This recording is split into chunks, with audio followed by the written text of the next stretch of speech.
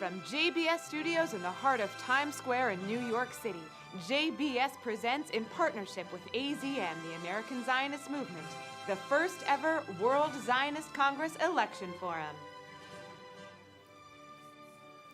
Welcome to the second in JBS's World Zionist Congress Election Forums, coming to you from JBS Studios in the heart of New York City, Times Square, and in partnership with AZM, the American Zionist Movement, which is administering the World Zionist Congress online elections here in New York. I'm Mark Golub, honored to be joined by my colleagues. Shahar is on my right. We're going to show you Shahar in a minute. Shahar, Senior Vice President of JBS, and Teisha Bader, JBS Senior News Producer and Anchor. By the way, wasn't it quite a night last night? Unbelievable. I couldn't bring myself to the adrenaline rush, kept me up until well after midnight. Wasn't it fun? It was so great just to see, regardless of people's positions, their commitment and conviction for the state of Israel. But that's very well said. It's interesting, you know, my wife Ruth and I got home late at night, and we go right to the television. I'm a junkie, and I'm watching the debate, the Democratic debate last night. I don't think it could touch the people we had here.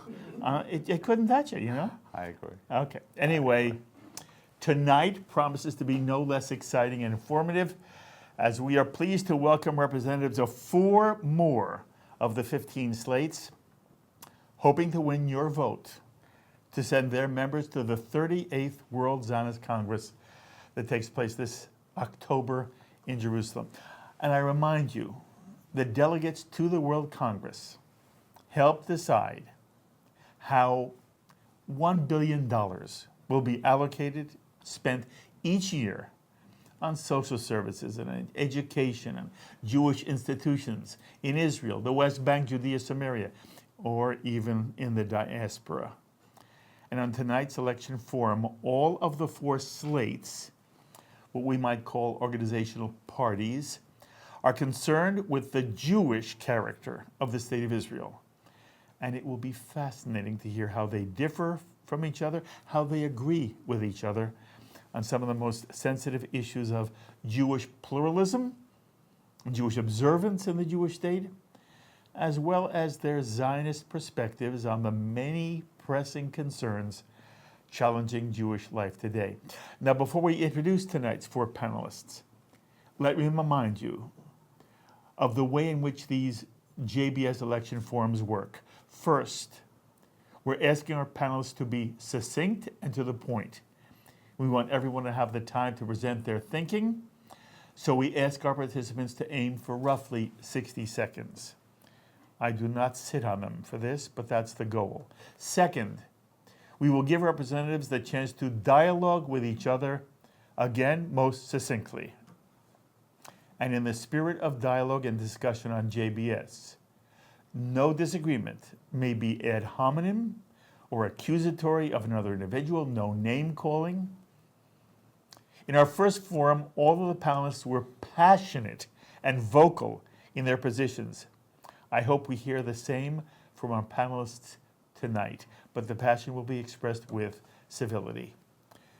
Every one of us here is united in support of an enduring and thriving Jewish state of Israel. Everyone here is a Zionist and is pro-Israel. Now, each slate representative will have 90 seconds for an opening statement that I hope will focus on the distinctive philosophy or platform of their slate, since our goal is to provide you with a sense of whether any of these slates presenting tonight is one you would like to support with your online vote. And then at the end of the program, each representative will have an opportunity to make a brief closing statement as well. By the way, I cannot promise we can get to your comments or questions, but I want you to feel free to be in touch with us during this live 2 hours by posting on our Facebook page at facebook.com/JBSTVORG, or by tweeting us at JBS TV ORG, JBS TV org.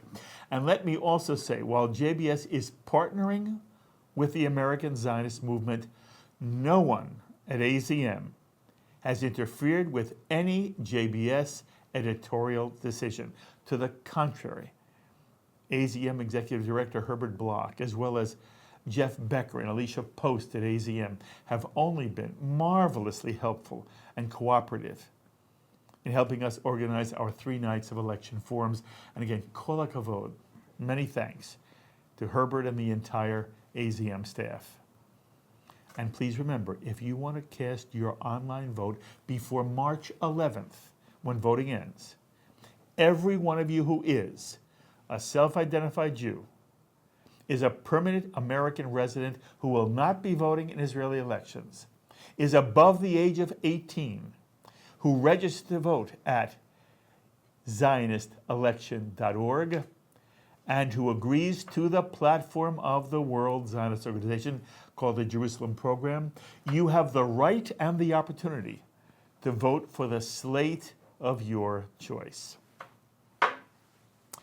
Now tonight you'll hear from representatives of 4 slates, and to put them into context in terms of the last World Zionist elections in 2015, I want to turn to Shahar Azanai. By the way, I mentioned last night, I want to do it again. If you're just getting to know Shahar, he's a Sabra born in Israel, who had a most impressive career for many years as a diplomat in Israel's foreign ministry, serving in Nairobi, Great Britain, LA, and then in New York City, where he was media counsel for the Israeli consulate. Most recently, Shahar was the director of Stand With Us, where he developed the Campus Active Organization's Northeast region. And all of us here at JBS are thrilled to have Shahar now with us as JBS's Senior Vice President. So Shahar, please give us a sense of the 2015 World Zionist Congress results as they pertain to our panelists tonight. Well, I'll just say that it's truly a joy to be among so many pro-Israel people, whatever that means. Well, Mark, so of the 4 slates represented with us tonight, 2 of them ran in the 2015 World Zionist elections, and 2 are running for the first time in this year's elections. As our viewers can see, vote Mercaz, the slate representing conservative Judaism in America, it's called Masoti in Israel, and Mizrachi, the Orthodox Israel coalition, won virtually the same number of votes and seats. Mercaz receives slightly under 10,000 votes, out of the 57,000 votes cast in the last American election, and wound up with 25 seats. Mizrachi also received more than 9,000 votes and won 24 seats.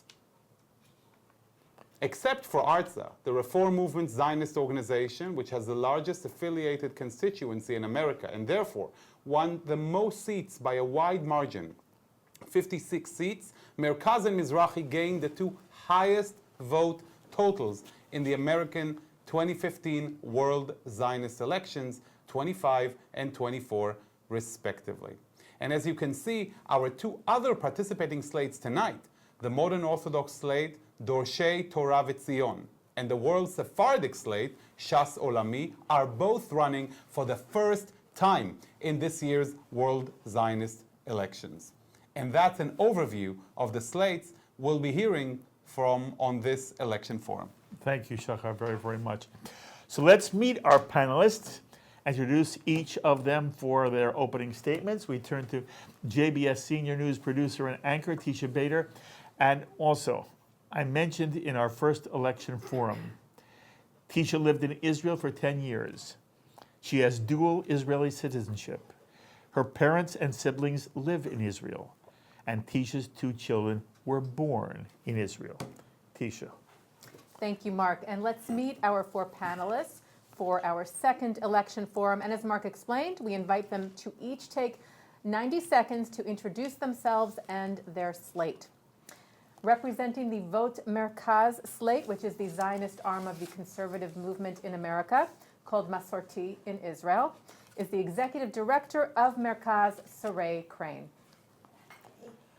Mercaz supports the strengthening Israel as a Jewish, Zionist, and democratic state, and endeavors to shape it as an exemplary society with a unique moral and spiritual character rooted in the vision of the Hebrew prophets.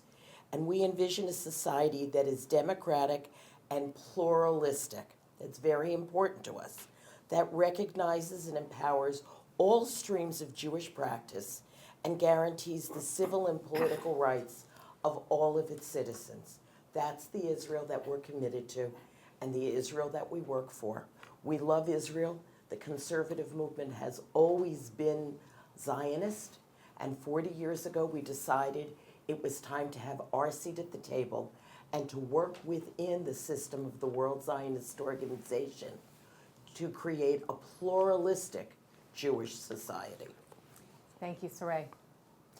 Here to represent the Orthodox Israel Coalition Mizrachi slate, which is a coalition of religious Zionist organizations, including, among others, Amit, Young Israel, Agudat Israel, and the Rabbinical Council of America, is Executive Vice President, Religious Zionist of America, Mizrachi, Rabbi David Israel. Thank you very much, and thank you for hosting this forum.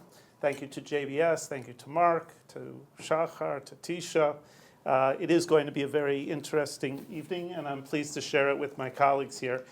The Orthodox Israel Coalition slate number 4, as you mentioned, represents many, many organizations, also in what I would call kind of the modern Orthodox world. We represent Religious Zionists of America, Amit, obviously, as the central organizations of our group, but also the OU, YU, Rabbinical Council of America, National Council of Young Israel, Touro College, B'nai Akiva, and others who are in our family of organizations. We're the only slate that actually has 456 delegates, potential delegates, listed on our slate, in addition to several hundred ambassadors who represent us. That is the kind of fervor that we have behind the elections this particular year. We're the only slate whose delegates, organizations, and members represent the many issues that religious Zionists care about. That means, in addition to Yehuda and Shomron and the territories, if you shall call them that, and the Golan, we care about Torah and Jewish education in Israel and in the diaspora. We affirm that the land of Israel is holy, the establishment of the state of Israel has religious significance, the land of Israel belongs to the people, and that the state should be guided by Torah values in line with the Shalshelet HaMesorah, the chain of tradition passed down. In short, Am Yisrael be'eretz Yisrael al pi Torat Yisrael, the people of Israel living a Torah-observant lifestyle in the land of Israel. And with that, I thank you. Thank you, David. Here representing the Dorshei Torah V'Tzion slate, a coalition of modern Orthodox institutions, including Yeshivat Chovevei Torah, Jofa, Porat, and the International Rabbinic Fellowship, is a member of the Dorshei Torah V'Tzion slate, Rabbi Jason Herman. Thank you, Teisha. And, thank you, Mark and Shahar, and to JBS for hosting. It's a pleasure standing here with our colleagues.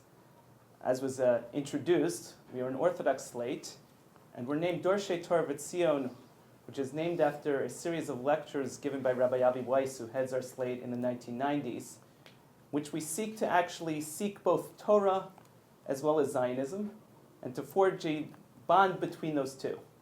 The tagline for our slate, which I hope we can get into details, as I'm sure we will later, is Torah in Israel for all. Like the other Orthodox slates, we come to the Zionist Congress with Torah values. We want to see a country where Torah is taught, that is infused with Torah values. But we also want to see an Israel that is seen as a country, as a state for all Jews. We want every Jew to be able to look to Israel and see it as their homeland. And therefore we're coming to this as an Orthodox voice on behalf of issues of religious pluralism.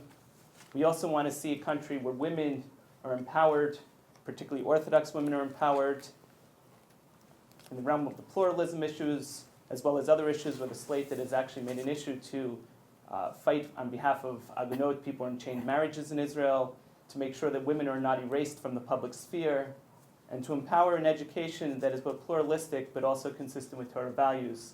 And with that, I thank you as well. Thank you, Jason. And here representing the Shas Olami slate, which represents Sephardic Jewry worldwide, and was formed in 2010 at the request of the late Chief Sephardic Rabbi of Israel, Harav Ovadia Yosef, Zichrono Livracha, is the Chief Rabbi Emeritus of the Bukharian Rabbinical Council of America and Canada, Rabbi Yitzchak Yehoshua. Shalom.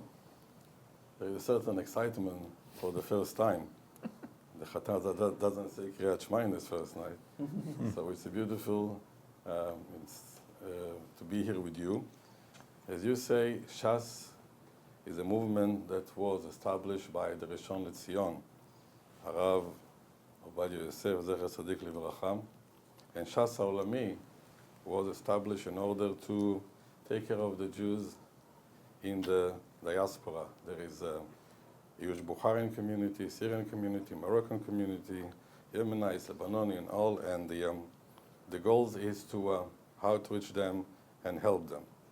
As you know, as Sephardic Jews, our love to the Torah, our love to the land of Israel and to the people of Israel is unconditional. We are under the leadership of the Sephardic Chachamim of Eretz Israel. May Hashem bless them. And we are walking by the Codex of Law that was written by the Rabbi Yosef Karo, the Shulchan Aruch, 500 years ago. I would like to wish all of us a wonderful evening and a lot of Hatzlacha, and to promote Torah Leman Am Yisrael. Thank you, Rabbi Yehoshua. And we thank all of the panelists joining us for JBS's World Zionist Congress Election Forum. I am very impressed. I loved everything you said. Shahar, Teisha, and I will be directing specific questions now to our panel. But I want to begin by giving our representatives a chance to speak to the underlying issue at the core of the debate over Jewish pluralism in Israel. And I want to set this question up for you and also let our panelists hear the background of my question. There are two basic approaches or philosophies of Torah. One is called Torah Sinai, which is a term of art in the Jewish world that refers to a conviction that God literally gave the Torah to the Jewish people at Mount Sinai, that the Torah text, word for word, is from God, and that with the interpretation of the oral law, grounded in the Talmud, the Torah is literally divine revelation and the will of God. The other philosophical approach, which has many variations, is that the Torah may be divinely inspired in some profound way, but it's not literally the Word of God. Rather, it's the product of the Jewish people. The Torah is a magnificent human document in response to the divine. Now, in general, these two philosophical approaches to the Torah distinguish Orthodox Judaism on the one hand from the various streams of non-Orthodoxy on the other. And while there are differences in philosophy and in Jewish observance that also need to be considered, this distinction in philosophy, Torah Sinai, or divinely inspired Torah, is at the heart of what makes it difficult for many Orthodox Jews to accept the validity of non-Orthodoxy, specifically Reform, Conservative, Reconstructionist Judaism. So I want to begin by asking our panelists, to what extent do the three Orthodox slates with us tonight accept or reject the legitimacy of non-Orthodox movements, most specifically the conservative or Masorti movement, which is represented in our election forum tonight? And so I asked the four of you to speak to this for a moment. And as an Orthodox rabbi, David, I'm going to ask you first to speak to that question. To what extent does you, your slate, and your movement recognize the legitimacy of non-Orthodox Judaism? Thank you, Mark. It's fascinating. You use two different words, I believe, validity versus legitimacy. And those are actually two words that Dr. Norman Lamb of Yeshiva University used in talking about working with colleagues from the other streams. Validity, there's no question. There is absolutely no question. Everyone up here is a colleague. Everyone who sits with us around the table is a colleague. In Stamford, Connecticut, when I was a pulpit rabbi, we sat together as colleagues and friends, valid leaders chosen by Jewish communities as their leaders, and that's valid. And I also will go one step further and say that I believe 100% in the sincerity of every one of my colleagues.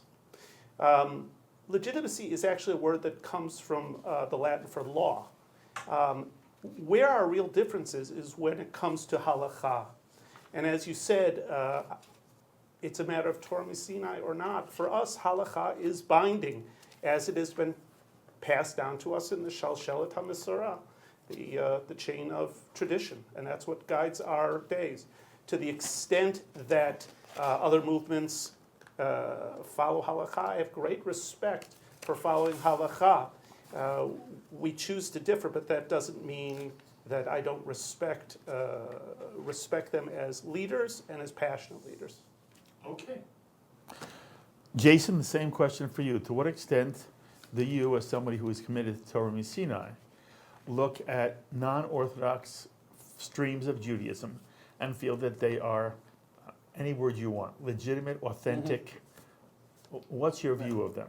And by the way, all of you understand, this is important in discussing something that Sarah already referred to. The very first thing she said is that she is committed, the Mizrachi movement is committed to Jewish pluralism.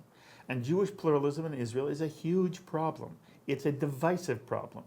So I want to understand the extent to which you in your slate do recognize the validity and legitimacy of non-Orthodox Judaism. Sure. So thank you again for the question. So we firmly believe in Torah Sinai. We believe that Torah is God's binding law, and we believe in halakha. But as I also stated in our introduction, it is in our platform, we believe in Jewish pluralism. And it's interesting, Rabbi Israel said in his introduction, the notion of legitimacy being about law, does it fit in halakha? We would say in many ways we disagree with the Reform and Conservative movements, that they've taken positions that we think are contrary to halakha. But what's interesting when it comes to Zionism, and when it comes to the state of Israel, Rabbi Israel also said in his introduction, we found a way in America to exist as colleagues. We exist in friendship. We serve on boards of rabbis together. We go to events together. We're all part of the same Jewish community, and each one respects each other's practice. But when it comes to Israel, that's not always the case. And what's interesting is sometimes the Orthodox community in Israel has been very selective. We don't have a law in Israel that says you have to keep Shabbat, even though we believe you should keep Shabbat. And yet we respect the fact that many people make another choice. But only in a certain few areas do we somehow say, we're going to force you to follow the halakha. It comes in issues of marriage. It comes in issues of praying together at the kotel. And we think just as you don't have a law that forces people to keep Shabbat, we don't have a law that forces people to fast on Yom Kippur, we don't believe that we should be forcing people to accept our interpretation of Torah. And we want to see them to see that if they have a different interpretation of Judaism and a different interpretation of Zionism, that Israel is still their homeland. And that they can exist and live their lives as full human beings and as full Israelis, regardless of whether they agree with us or disagree with us on positions of Torah Sinai or halakha. Beautifully said, all of it. So Rabbi Yehoshua, and by the way, I should say to our audience, you know, if you're here at JBS, we normally use first names. Rabbi Yehoshua is a chief rabbi. A chief rabbi gets called rabbi. Rabbi Yehoshua, same question. You represent a major Orthodox stream, Sephardic Judaism. When you consider the validity and standing of non-Orthodox groups who do not share the Torah Sinai view, what is your sense? One of the things of being, thank you for the question, of being Sephardi is to, it's for us, it's very new, the subgroups among Jewish people. We get a gift from our European brothers, which we adore and we love. In our synagogue, there is no Orthodox Reform Conservative, there is a synagogue. This artificial division is a source of a lot of aggravation. In the weddings that I go, there are very religious and very traditional, and those religious, and they sit together and can enjoy together. So I believe the question is, for us, in our culture, it's really not a big question. The only thing that we have as addition to Sephardic Jews is we have a certain belief, it's called Emunat Chachamim, that saved us many, many years. So if the rabbi says so, we are going to follow. The Gemara says in Masechet Pesachim, it's going to be soon Passover, that a rabbi came and he told to the people in Central Asia that you have to use Maim Shalanu, water that we're one night at home. But Maim Shalanu in Hebrew mean my water. So the next morning, the wife says, 100 people are waiting outside with jugs and barrels, they want your water. And I say, water that we're in house, not my water. So I was thinking if today somebody will say, you have to use my water for matzah, what will be our reaction? But I don't think it's an advantage, it's a disadvantage. Because I believe that in the core, God is one and Am Yisrael is one. And all these artificial subdivisions, I think we have to deal with this. But by the end of the day, we are one. Sarah, as you listen to this, it sounds like we have 3 Orthodox Jews who are pretty open to Jewish pluralism. But I'm curious to know how you heard what these three people said, Rabbi said. To begin with, the conservative movement is a halachic movement. And that we do follow halacha. And that's who we are. That it's a matter of how we interpret halacha. We are totally committed to it. And we're committed to Shabbat. We're committed to Chagim. We're committed to all of the laws of halacha. So to say we are not a halachic movement is not okay with us. We are halachic. Now let me make sure I understand. First of all, you do agree in the term, you are not Torah Misinai. In terms of in what that means is a term of art in the Jewish community. The conservative movement does not take the Torah literally. JTS does not teach that the Torah is Torah Misinai. That is correct. Okay. But that does not impact whether or not we think halacha is binding. Yes, but by the way, I understand how the conservative movement has interpreted halakha.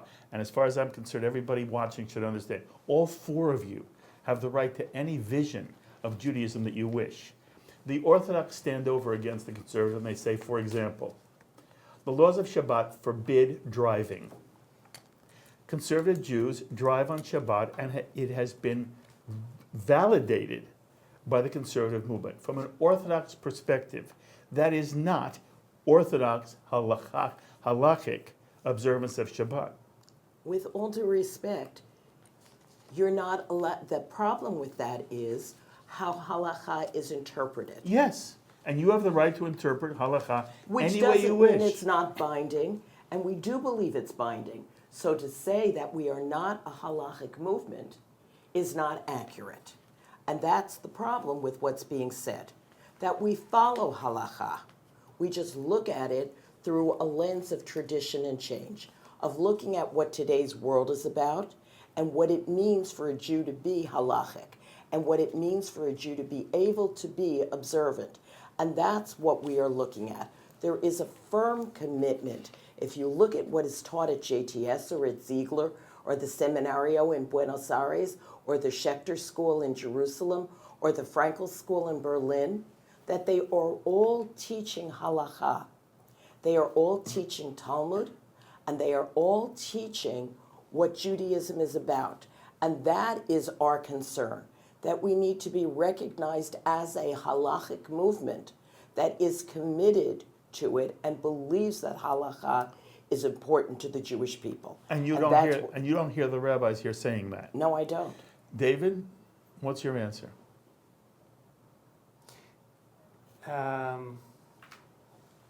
I guess I have to be clear where it comes from. I grew up in the conservative movement, have a degree from the Jewish Theological Seminary, left the conservative movement and became an Orthodox rabbi at Yeshiva University. My teachers in the conservative movement when I was growing up turned out were Orthodox.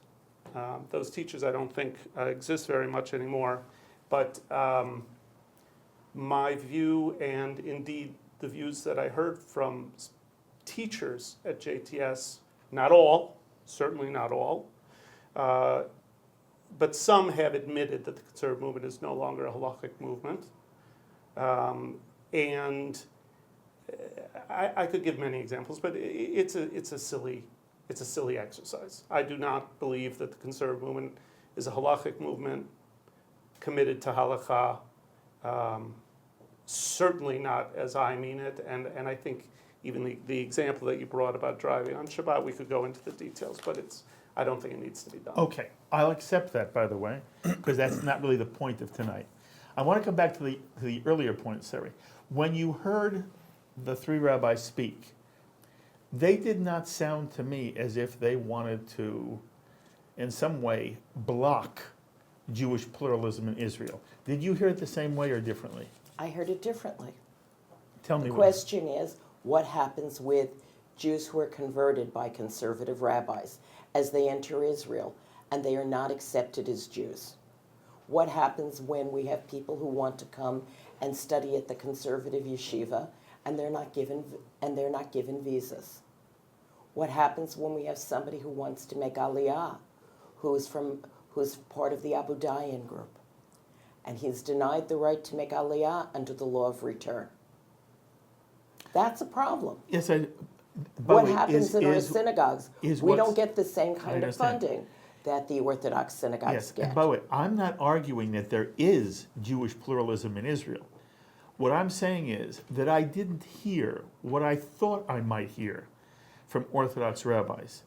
And Sarah has given examples of things that could be problematic for a non-Orthodox Jew in Israel. Are you sympathetic to what she says, or do you say to yourself, well, I'm sorry, Sarah, that's the way life is? So if I can answer. So first of all, just want to re-clarify the opening to address Sari's comments. I will fully accept the conservative movement's view of itself as a halachic movement. I respect that, just as, that's part of what it means to be a pluralist. What I meant in my remarks is that, as Sari said, it's a different interpretation of halakha, and their interpretation of halakha is different than mine. And I think the differences are substantive enough that we don't exist in the same movement.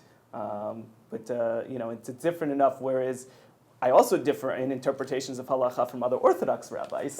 Obviously. That's obvious. Yes. But I don't think that my differences in interpretation of halakha with other Orthodox rabbis is enough to put us into an entirely different movement, perhaps a different slate for the Zionist Congress. But in many ways, because of those differences in halakha, there are people from across the entire Orthodox spectrum who daven in my synagogue. And that includes people who are not even modern Orthodox, who are far to the right of modern Orthodoxy, what we would call Haredi, daven in my synagogue.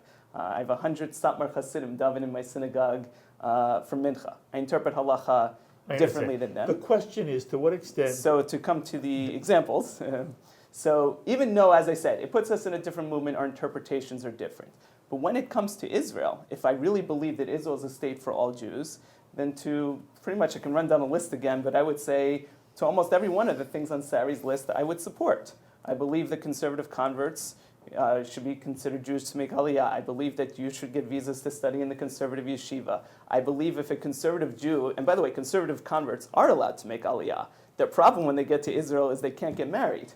And it's not like us enforcing a halachic marriage on them suddenly forces them to go accept a halachic marriage. What do? They go run off to Cyprus and run back. My only point to Sarah was, when I heard you speak, when I heard all three of you speak, I did not hear the expression of a certain kind of delegitimization of Sarah's position, of the conservative position, from the three of you. And Sarah, then, your answer basically is, let me tell you how life is in Israel. And you are right. But I don't think I heard that from here. Yeah. And then I really want to turn this over to Shahar. Go ahead. I think that we abuse the word pluralism in the United States. We have created pluralism which is really correctly defined as relativism. This is okay for him, and that's okay for her, and this is the way I do it. All choices are equal. Pluralism, in my mind, in our mind, is within certain halachic parameters, again, as handed down from Torah Sinai. And that means that when Hillel and Shammai's children married, even though they were certainly on different slates. They were on different slates, but they married each other. Why? Because ultimately they were arguing l'shem shamayim, which I think we're arguing l'shem shamayim, but they were working within the same system. We don't have that anymore. I just want to know how you react to some of the things that Well, Sarah just said. it's very simple. In a democracy, and I respect Israel, we respect Israel as a Jewish democracy. That means we respect the right to be wrong. I will not say, well, I'm right for me, you're right for you, you're right for you. I actually think I'm right. But I also respect you, and you're right, that in my mind, you're wrong. And that's fine, because I love all of you. And that's what you want Israel to stand for. Well, ultimately, in a democracy, people choose, where they, yes, it's a democracy. Yeah. Let them daven the way they daven, Okay. fine, no problem. All the shuls should exist. Where the money goes, which is tachlis, it's going to go where the people decide it should go. Okay. I find all your answers wonderful. I want to turn it over to Shahar for some specifics. You mentioned so much and so many, and the last word you mentioned was the people. So just to repeat what Mark said, the question will present, each and every one of you will have a chance to answer, and the first respondent to my question, I would love it to be Sarai. And my question to you pertains to the people of Israel. Do you think, Sarai, that the people of Israel, the Israelis, really do view the issue of pluralism as a problem? Or is it something that we here in the American Jewish community view as a problem, but Israelis do not? I think there are a growing number of Israelis that do view it as a problem. You're finding, you talked about the solution to marriage, that you go to Cyprus, but there's also Yadua B'tzibur. And you're finding common law marriage. You're finding an increasing number of Israelis who are engaging in that, who have their own problems with the Rabbanut and with the fact that there is no separation. And of how church much and of state. that do you think is the Israelis doing, or is it the American Jewish community's No, it's presence a lot in of the scene? Israelis, and I've spoken to a lot of Israelis and been actually quite surprised by the number of Israelis who really no longer consider themselves to be totally secular and are really looking for a way back to Judaism. We find that the number of kehilot that we have is growing. Certainly it's not as large as the Orthodox at this point, and that's okay. But that we're finding that through the Tali schools and through the work that's being done in Israel, there's an increasing number of Israelis who are interested. If you look at what goes on in Yerushalayim at the Tachana Rishonah, on Shabbat on Friday afternoons, if you see what's going on in the beach in Tel Aviv, that you find people who are looking for a way back. And the fact that there are alternatives enables people to be closer to Judaism and to find a Judaism that speaks to them. And that's good for the Jewish people. I'm sorry, I have to push on this. Do you think that this is organically coming from within the Israeli people, or are these divisions or pluralistic views in Israel a result of American intervention? You know, we live in a culture where everything is a result of global intervention. That people Specifically are no longer, the American Jewish community. people are no longer totally isolated. And a lot of things that happen in the United States are a result of things that happen in other places. That Israelis travel a lot. Israelis come to the United States. I've spoken to many shlichim who, when they see what Judaism in the United States, are eager to bring that back to Israel because it's a Judaism that speaks to them. That as we live in a global world, that there is influence. It's not a matter of where it comes from, it's a matter of how it's received. And how is it being received by Israelis? And if you look at Israel, Israel's a melting pot of Jews. Jews came from all over the diaspora. And when they came to Israel, they brought a variety of different customs. And that if you look at within the Jewish community, we have the Sephardic community here, that you will find lots of variations in observance. And I think that's wonderful. So let me just conclude by asking you this. Do you think this battle for pluralism in Israel, do you agree that it needs to be waged in Israel and be subjected to the decision of the Israeli people, just like David mentioned, and democracy needs to have its own voice, rather than waging this battle here and seeing things like Anat Hoffman of the Women of the Wall being interviewed by CNN to highlight the issue. Do you agree that we need to wage this battle in Hoffman Israel? is Israeli. Yeah. Anat Hoffman grew up in Israel. Right, but and I'm is asking for your Israeli. opinion. Wait a second. Anat Hoffman is Israeli. That's okay. And and if you look at who the women of the wall are, that many of those women are Israeli. So, to say that they've brought their battle to the United States for support, how is that different than the political candidates in Israel bringing their issues for support and looking for support for Likud or for Labor or for any other party? That's the way the world now works. Obviously, the decision is made in Israel, and that's the whole point, that Israel has to make a decision as to how it functions. But to say that the battle doesn't belong to the whole Jewish people, of course it does. Thank you. Rabbi Yoshua, what is your take? Are we importing something into Israel that doesn't really exist within Israelis? I believe that today, after the modern technology revolution, I can call our world like a virtual village. And it's very difficult to block this information from here to there. But I definitely believe that the people in Israel who live over there, they have to make their decisions. But again, as I told you before, I see this, my colleagues, and I'm very impressed with their devotion and their commitment. But we never had this question. In 1897, when there was the Congress in Basel of Uganda, the Bukharian Jews already built the whole quarter in Jerusalem with the palace for the Mashiach that he has to drink a cup of green tea on the way to the temple. So all these debates, it's a beautiful debate, but we look at things in a much more simpler way. There is a human vision, which have a tendency to change by time, by modes, by fashion, and there is a divine thoughts and it's a prophecy that will never be changed. So it's very hard for the Sephardic to accept it, and it's in our community, in our Sephardic community. If people are not traditional, they're not religious, they're no problem to come to the synagogue because they are part of the community. So which many Israelis are. A big chunk of Israeli society is of that traditional Sephardic. Yes, I think it's beautiful because I have a budget. I was not a sheriff. I'm not a policeman, but I think that when we focus on this, I think it's cultural thing. But from the other side, I believe that there is many questions that you are raising, and the person before you, that what Israel is. A state of halakha, state of the Jews, which is a wonderful thing. What is the injunction between diaspora versus Israel, and are we one or not one? Interesting, the Gemara in Masechet Brachot says that long life applies to Israel, leman yirbu yemechem.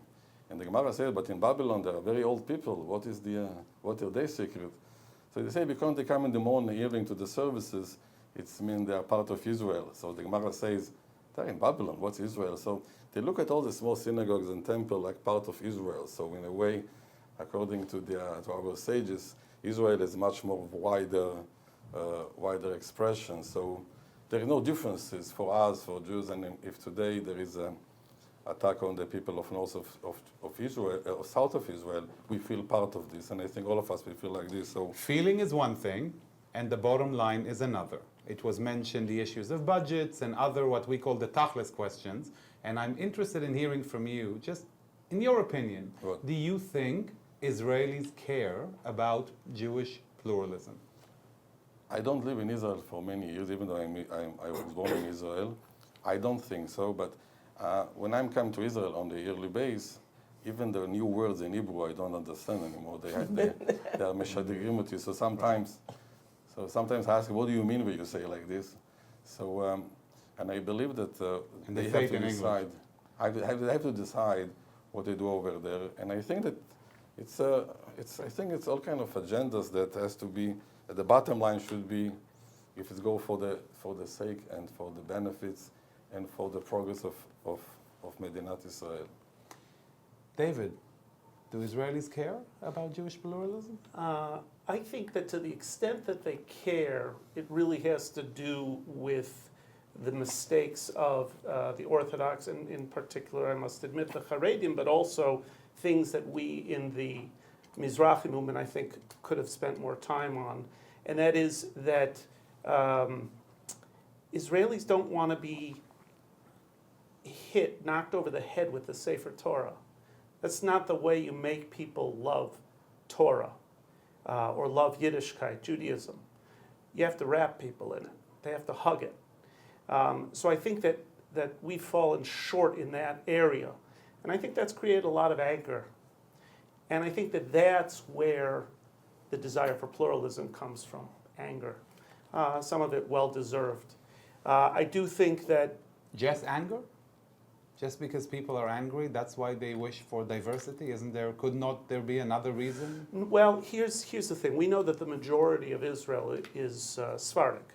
Correct. And the overwhelming majority of even the Sephardim who are not observant, halachically observant, are Masorti. As a matter of fact, the conservative movement chose the name for their movement in Israel, Masorti, to build on the concept of all these people who were already calling themselves Ani lo chiloni, Ani lo dati, Ani Masorti. I'm traditional. I'm not secular. I'm not fully halachic. So I do feel it is. Are you saying that most Israelis are conservative in practice, even though they call themselves traditional? No. They know nothing about the conservative movement. Nothing. They don't know anything about the conservative movement. They don't know anything about the reform movement. The Masorti of Israelis but if comes from if their they know neshamas. nothing, how do they care? Why would they care? They care, I think, because they're angry. In other words, they see that now information, as has been mentioned, travels so fast. They see this fight, and they see that people are excited by the fight. They're passionate by the fight, and they say, "Hey, we too. You're right. I'm not happy with the fact that I can't have a bus, or I can't have this, or so it's I have mostly to go to about. It's Cyprus." less about Jewish pluralism in general. It's more about pushback against what may be called religious coercion. Yes, I would say so. Of course, the balance and the difficult part is, what does it mean to be a Jewish state and not a state of Jews? Hold on to that point. Saray, are Israelis ignorant? Do Israelis not know what conservative is, from your experience? Is he correct? I think there are a lot who do know and a lot who don't know. There are probably more who don't know than do, but there's an increasing number, as we're finding an increasing number of kehilot, and we're also finding that more and more of the members of our kehilot are not Americans.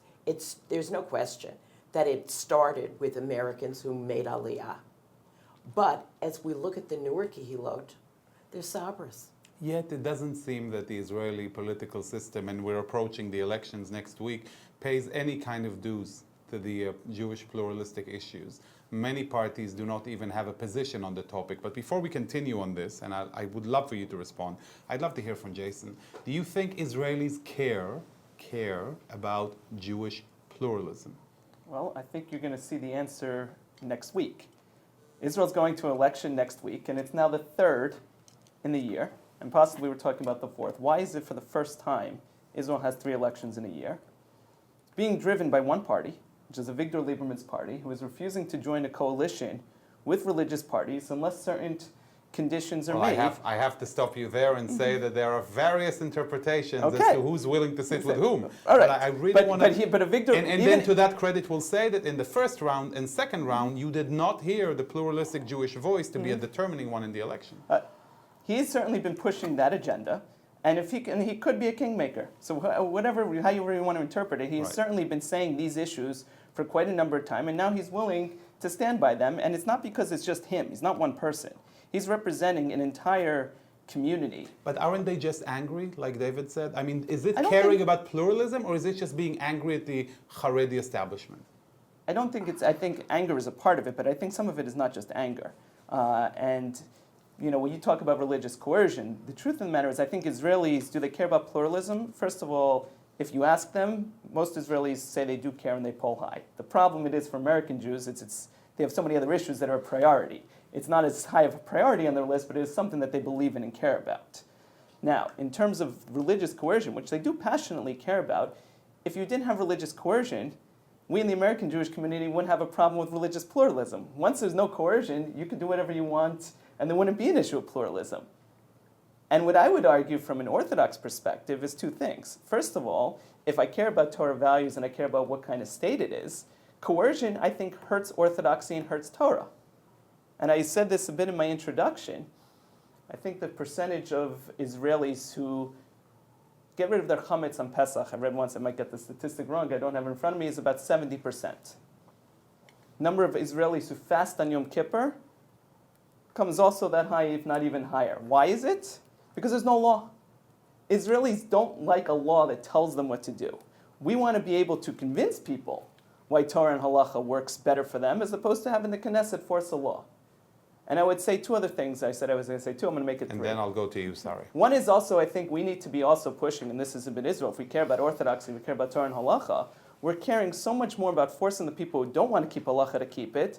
We're often not protecting people who do want to keep But Halacha. Israel is a Jewish state. Yes, How do you but let me- manifest the Jewish nature if you allow anybody to take their own course? What okay. makes it Jewish? Well, let me tell you. That's the difference let between me the give you an Golan- example of what I Please. just said. Please. You can have a shopping mall in Israel. Now, shopping malls in Israel want all their stores to be open because it doesn't look good for people to come in and shop and these stores be open.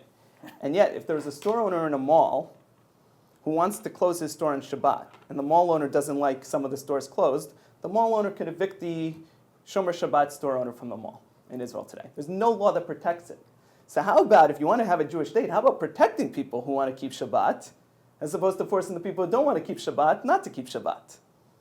The last thing I'm going to say is I think part of my conversations with Israelis, and actually it's more interesting with the Israeli Orthodox community, and this comes to the conversation that I think was mentioned before, is that many Orthodox rabbis in Israel, and it's starting to change, but when I first was in my career, going to Israel 15 years ago, Right. and speaking to leaders of the religious Zionist establishment, there was a real fear of Reform Judaism.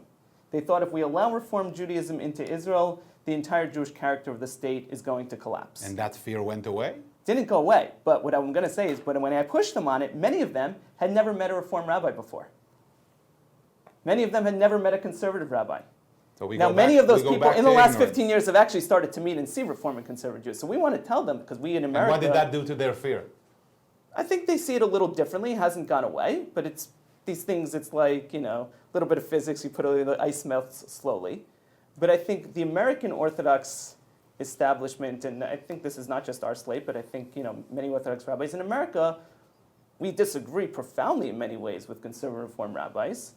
But we know that they're not the enemy of the Jewish people, and they're not the enemy of Judaism, and in many ways they strengthen Jewish lives for people. And yet many within the ultra-Orthodox and Orthodox ranks in Israel do view them as Correct. existential So threat to the Jewish people. We do, and we want to share our American experience to say you don't need to be so afraid. But don't they, with regards to the percentage of assimilation within the American Jewish community and all of the frightful foresights as to the future and the shrinking in the So Jewish the issue is, community, did the Reform and should they be more or less afraid, Jason? Well, did the Reform and Conservative movement cause it, or did the Reform and movement slow it down? Sorry, What would have happened you then? wanted to mention.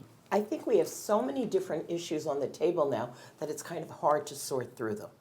I think there's a difference between religious coercion and pluralism. So you're saying it's not just because people are angry. There is actually a desire for Jewish pluralism in Israel I that do goes think beyond that's anger. true. That I think people that there are people in Israel, and as we've talked about, their version of the word masorti and their sense of being traditional, and people who fast on Yom Kippur, and people who get rid of their chumetz for Pesach, and people who make a seder on Pesach, that people are looking for a way to connect to Judaism that is not necessarily the way of the Rabbinate, and that their options are a good thing for Judaism and for Israel, and finding people to connect to the Jewish people. You talk about assimilation.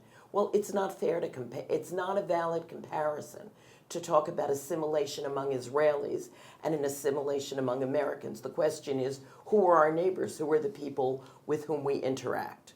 We all know lots of Israelis who have moved to the United States and assimilated because the option exists. That's not what we're talking about here. We're talking about there being more than one way to be validly Jewish. And not just because of anger. Not just So because let of me- anger, but because of a real desire to connect with Judaism and with the Jewish A tradition. real desire born out of a pluralistic hope, not out of anger at the religious establishment. Correct. That So people, let me because carry- with the way you're defining it, that you are either secular or you're Orthodox. There are other ways to be Jewish, as Israelis have always found. And I'm going to go back and repeat it again. Or did they? That the people who fast on Yom Kippur, the people who make a Seder, the people who light Shabbat candles, the people who make a Friday night dinner, that those people are looking for ways to express their Judaism, to show the Jewish tradition. And as we have met those people, and as they have become involved in Masorti Kihilot, they have discovered that there is a voice in Judaism that speaks to them. Let me continue on this fascinating issue. You mentioned the chief rabbinate, which is the topic of my next question. Do you think, Rabbi Yehoshua, that the chief rabbinate is too powerful in Israel for its own good? No. Why? Why not? Some would say that its control over and stranglehold over Israeli society has brought about that anger that David mentioned, has brought about the desire for freedom that Sarai has spoken about, has brought about the desire for a different orthodoxy like Jason mentioned. No. Why isn't it? How come isn't it too strong? Well, let me say it like this. Somebody will, they say it, I don't say if it's true, but they say that something happened, that a person was isolated in an island, and when they come to save him, he found 2 synagogues there, the one which he goes, the one which doesn't go.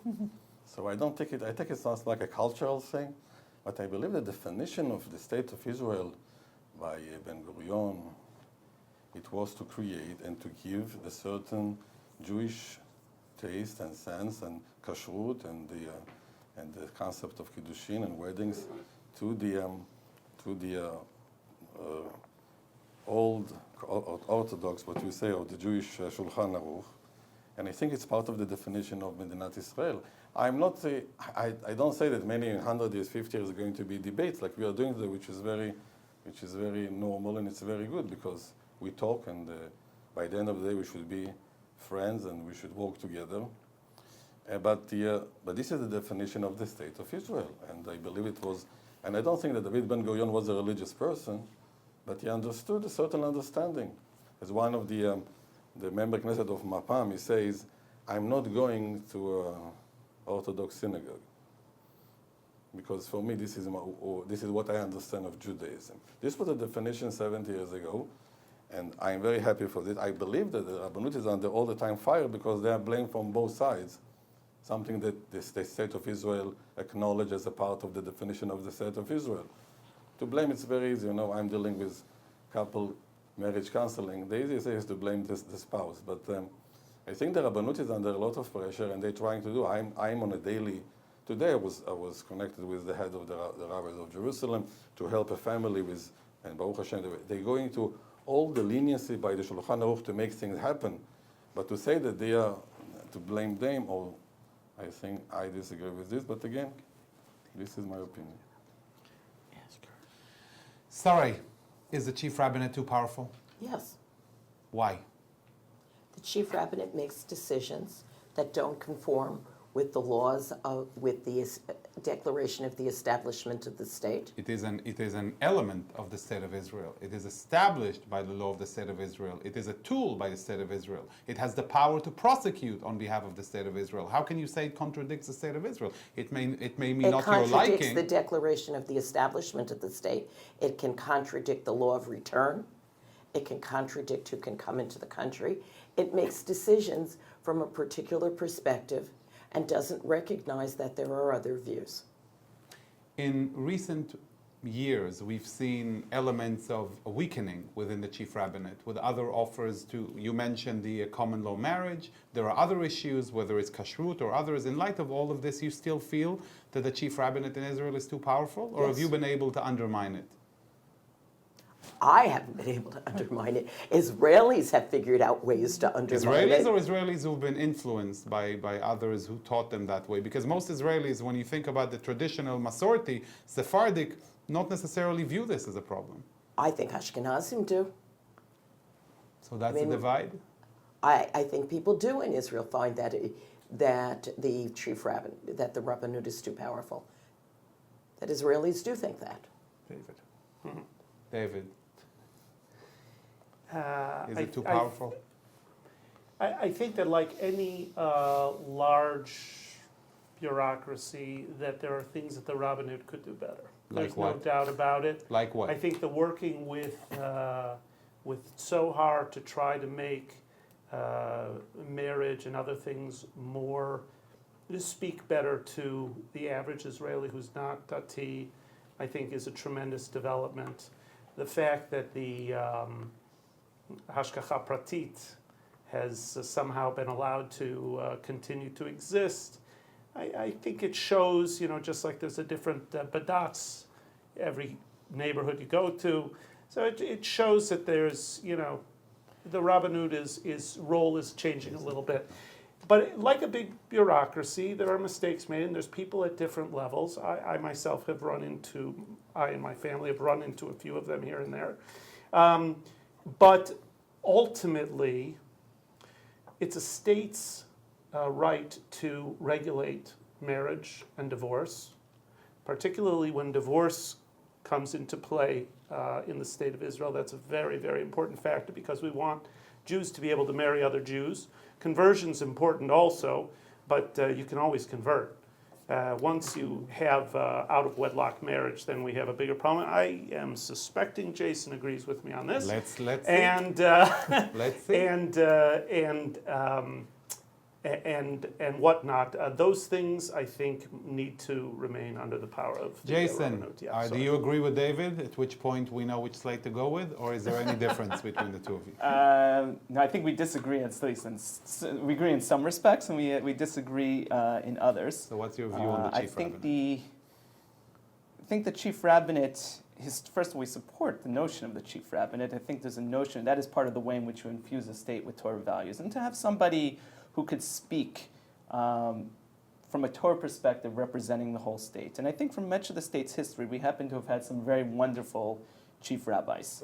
I think, unfortunately... Chief rabbis and then chief rabbinates. Yeah, So we'll get into the bureaucracy also, but we've had some wonderful, wonderful chief rabbis because they saw their role as actually, even though they happen to have all been Orthodox rabbis, which would not be liking to the others, they saw their roles as rabbis for the entire population. That changed around 2003 with the selection of the chief rabbinate and the two chief rabbis in 2003. The two chief rabbis who are currently serving, one of them I've met, one I have not had the opportunity to meet, but even the one I met is a wonderful person.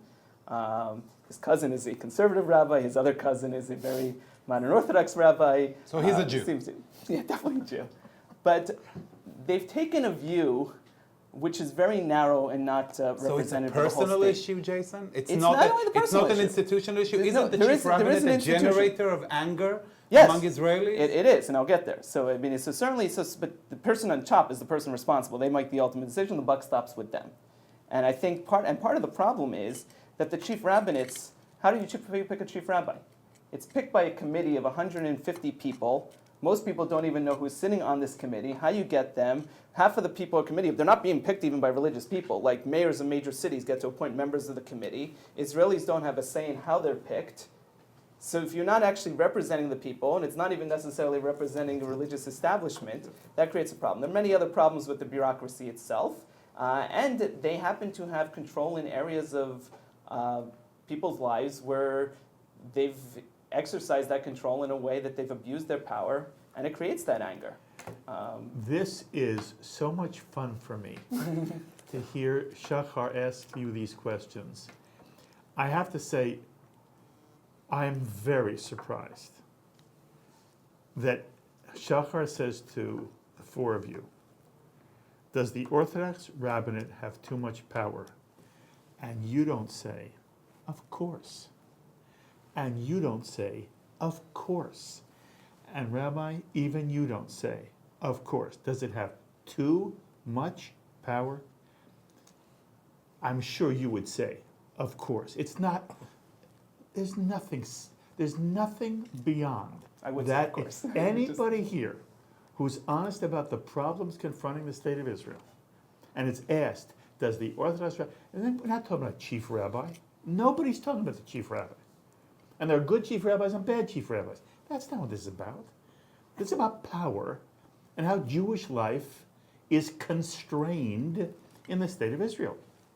And I think that Shahar's point, Bo, is very well taken.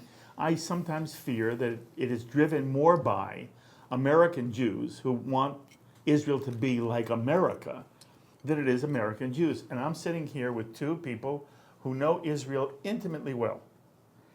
My experience is, you ask most Israelis, the vast majority of Israelis, what's it all mean? What's Judaism mean to you? The biggest problem at the moment is Judaism doesn't mean much to Israelis in general. Their answer is, I live in Israel. You have to worry about the synagogue in Judea. I don't have to. You live in Israel? No, by the way, the reason I interrupted is we have to go to a break. But most Israelis say, I live in Israel, that's enough. And of course I fast on Yom Kippur, and of course I take chametz out of my house. But on Shabbat I go to the beach. That's my Shabbat. And by the way, I'm not a big synagogue-going Jew. And for me, there's an authentic Judaism. It's Orthodox. I don't need it. I don't want it. And then there's a joke. There's a game. It's called non-Orthodox Judaism. And I understand American Jews need it. But the Israeli has Israel. And at the moment, the only thing that begins to impinge upon the Israeli is there are certain limitations. Where he can get married. Who can marry him? That's a problem. And yet there's a problem about, are there limitations on Shabbat, public travel, who is open and not? Yeah, that's true. That's what the issue is for Israelis. How does it impact my life? If it doesn't impact my life, hey, I'm birth. So I'm a little surprised that when Shahar says, are you upset about the power of the Orthodox Rabbinate? Every single one of you doesn't say, of course. Doesn't mean we throw it out, but it needs to be reformed. And the reality is, the Orthodox Rabbinate has far too much power because of a problematic parliamentary system in the state of Israel. And it impacts on Jewish pluralism. We have to take a break. When we come back, I'm going to hand it off to Teisha. She has the questions that are the most tachlis questions. I'm very anxious to hear how all of you who talk so lovely, there's no real problem at all. I want to hear what happens when Teisha gives you, the mamash here, what the real essence is. And we're going to take a moment. Our panelists get to relax. We all get to pause. We're going to take a brief break. When we come back, Teisha's going to pick it up with some of the specific problems that limit Jewish pluralism. And I want to hear, not only what Sarah has to say, but I want to hear what David and what Jason and what Rabbi Yehoshua have to say about whether there should be a greater breadth of Israeli pluralistic acceptance on real issues. Stay with us. We'll be back in just a few minutes. Shalom.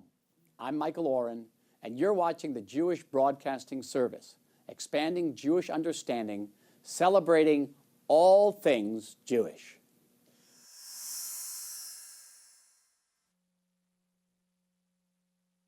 If you care about Israel and Jewish life today, there's a beautiful Jewish cultural channel just for you. JBS, the Jewish Broadcasting Service, where you'll see daily news from and about Israel, in-depth interviews with Jewish figures from across the Jewish spectrum.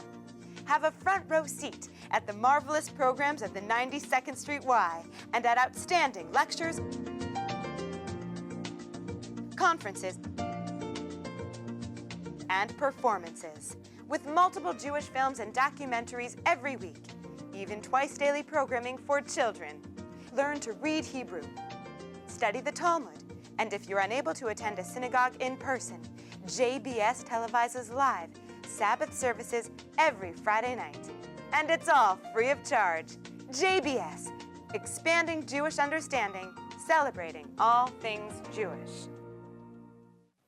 Take part in Shabbat services every week here on JBS, with a Kabbalat Shabbat service every Friday night before sundown from the Hampton Synagogue in West Hampton Beach, New York, and with Central Synagogue's Friday night and Saturday morning services at 6 p.m. on Friday and on Saturday morning at 9:30 a.m.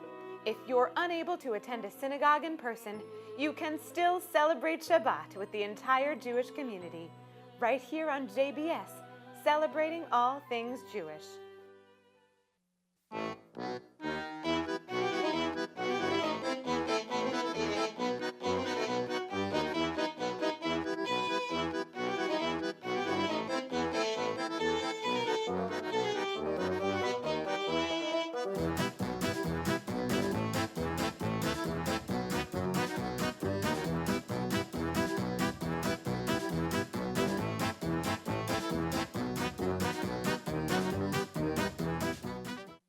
Shalom, I'm Dr. Ruth Westheimer, and the only place on television where you can watch the wisdom of Dr. Ruth Westheimer is right here on JBS, expanding Jewish understanding, celebrating all things Jewish.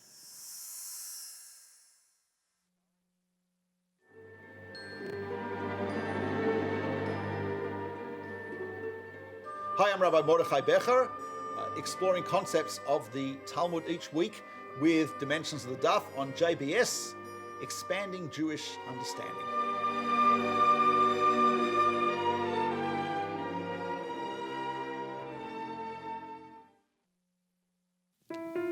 I don't think that anybody today anymore asks the question why JBS is important.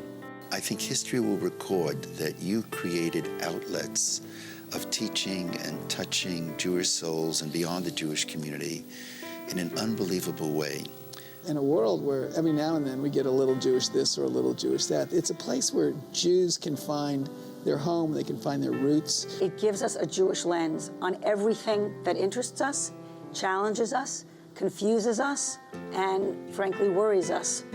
And I want a place that I can turn to that makes me think and makes me care. The Jewish people in America need a profound voice that needs to be heard by Jews and non-Jews about the status of Jews in America, the fate of Israel, the problems of anti-Semitism.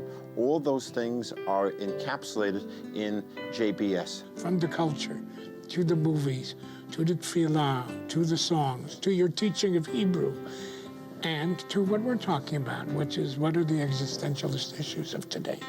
A lot of us do good work, a lot of organizations, but if we didn't have a JBS, if we didn't have an outlet where people could hear and see what we do, it wouldn't be as effective. I have learned so much from you and from JBS. This is my go-to station. The greatest danger we face is not all the enemies arrayed against us. It's apathy, ignorance, and indifference. JBS stands against them.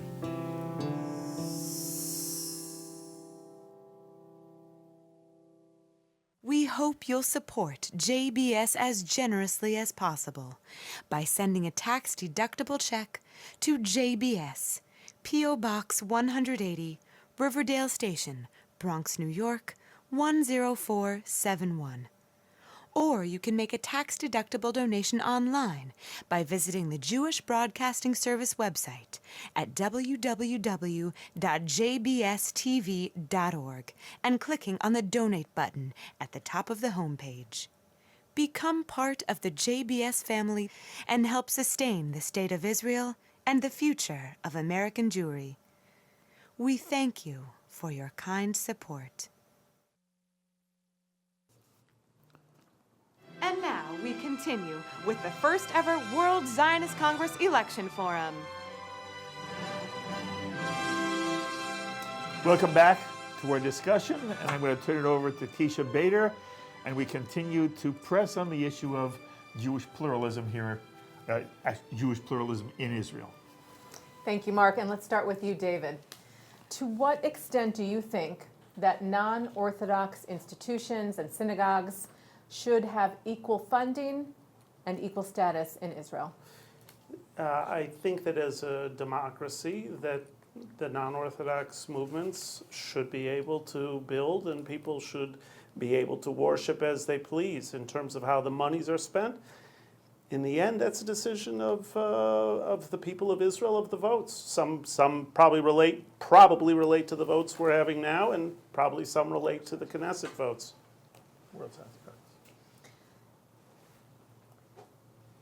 And let's go now to Jason. How would you respond to that question?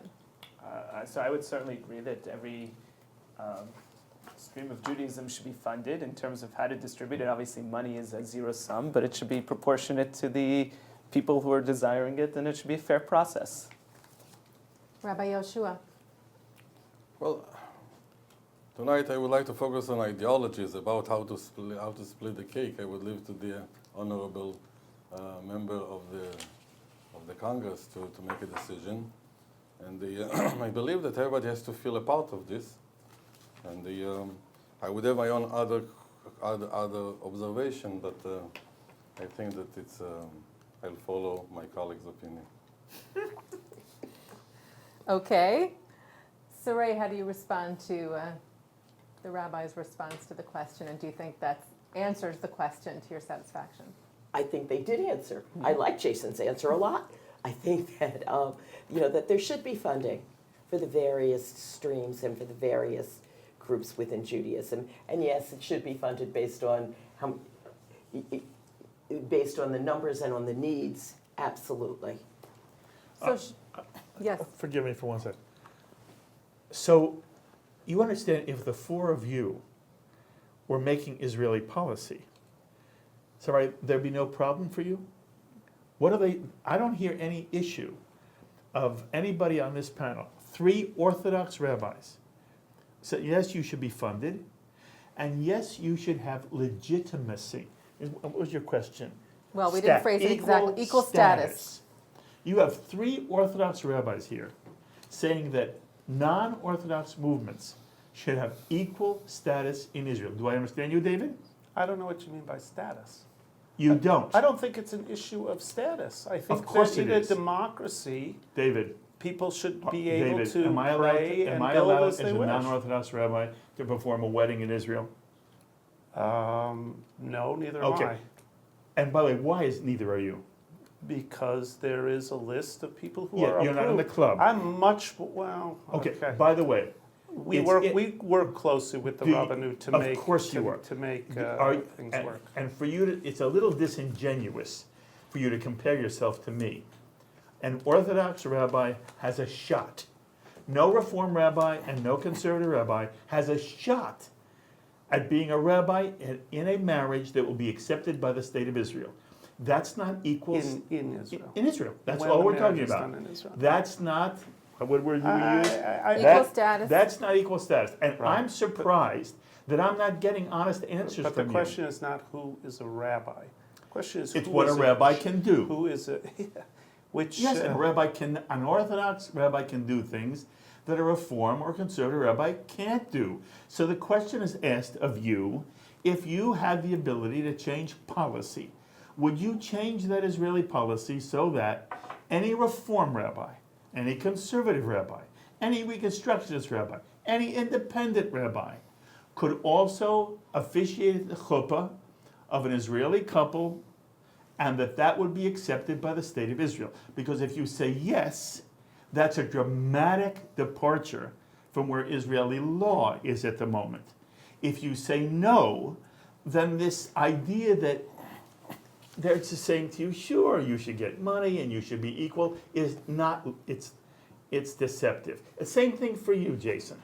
And same thing for you, Rabbi Yehoshua. Are you going to say that a Reform rabbi should be able in the state of Israel to be the rabbi at a chuppah that's accepted by the state of Israel? Why is the, and I'm not trying, I'll get back to your question, but I don't understand how using governmental funds to help build a synagogue I didn't say money. because people in French Hill want to. I gave you a specific example, has nothing to do with money. The question was money. I gave you an example, why should a non-Orthodox rabbi be permitted to marry with the same sanctions that would be true for an Orthodox rabbi in the club?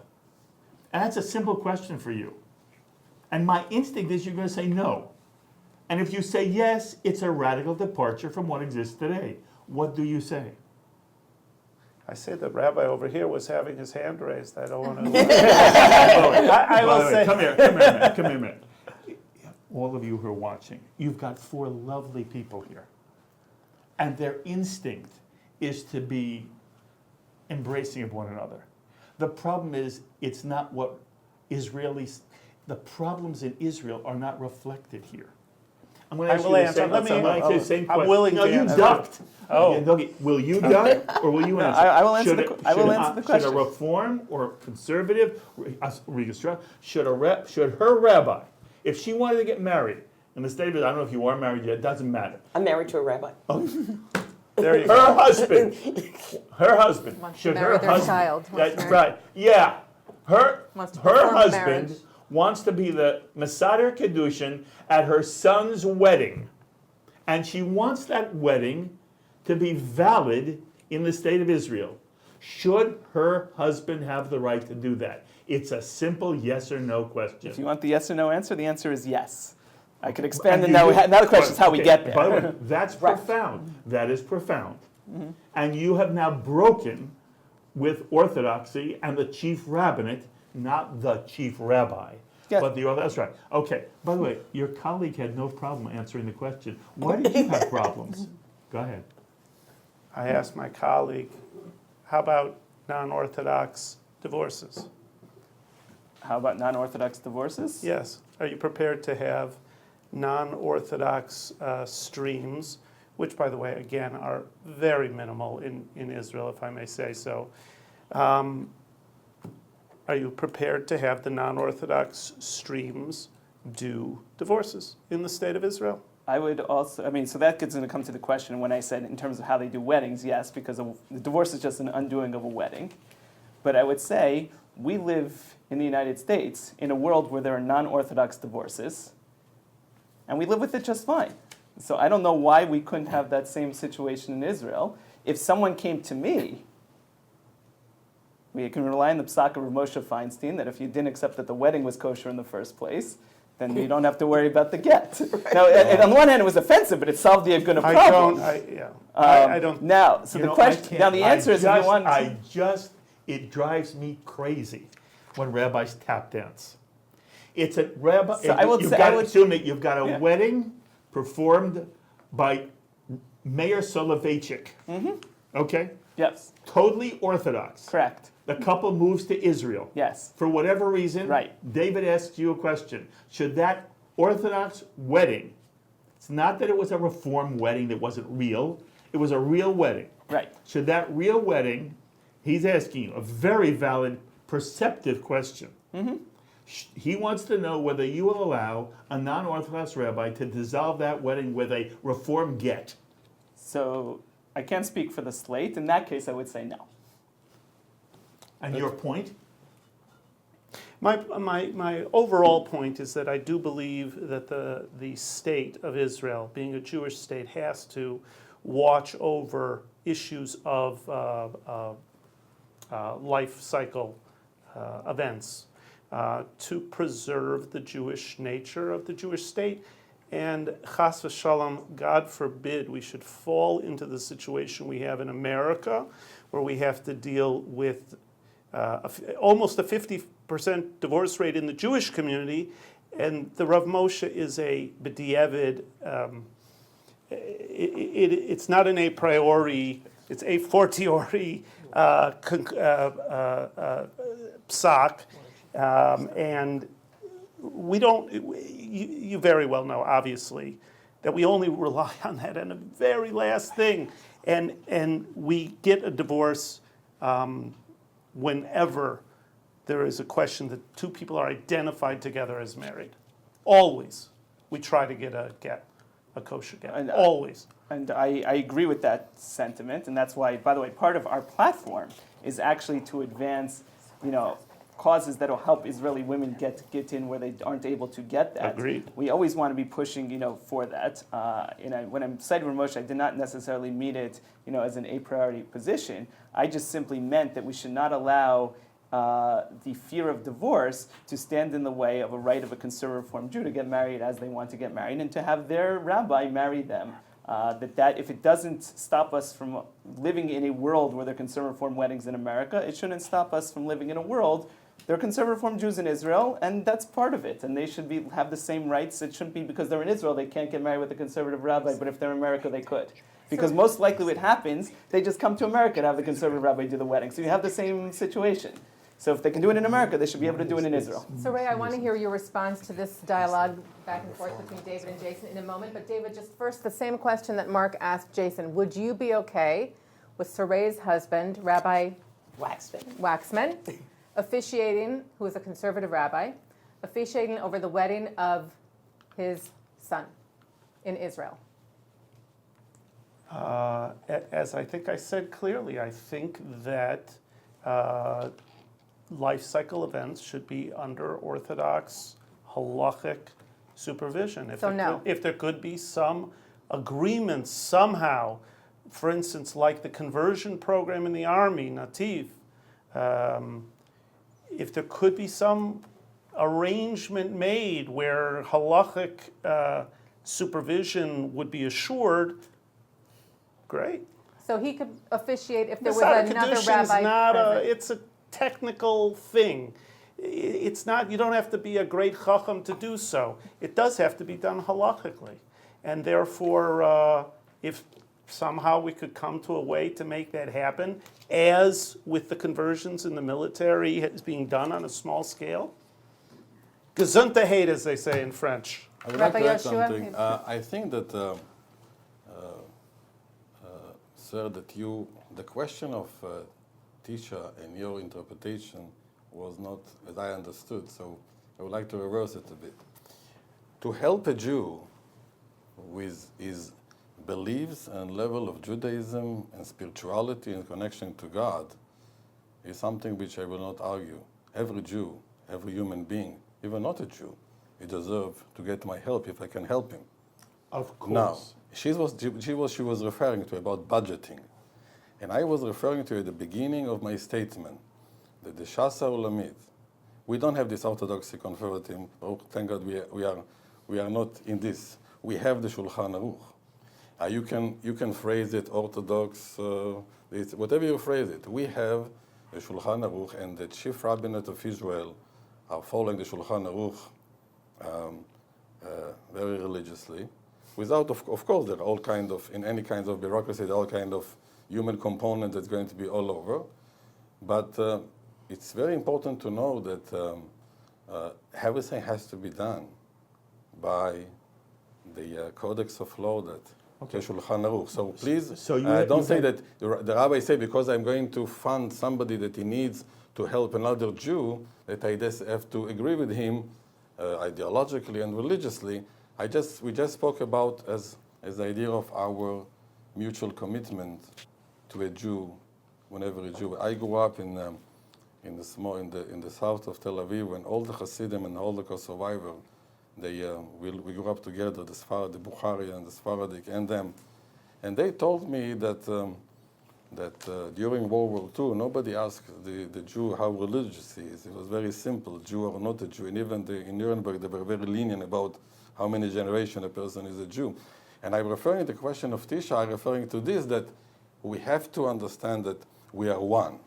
This artificial divisions, it's against, I believe, the will of Hashem, but this is a political thing, I want to go inside.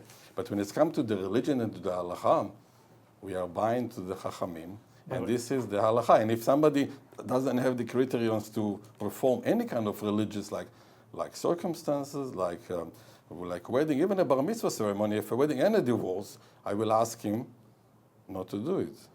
Whatever he wants to do in his private life, I am not a policeman, but this is our belief. Okay, so now we have a rabbi who says your husband may not do the wedding. I don't know him, so I cannot tell you. Yes, you do. And you have a rabbi who says your husband may do the wedding.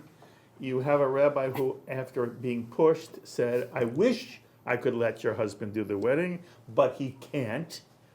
And you went through a litany of things, and I sort of I interrupted you because it wasn't right yet.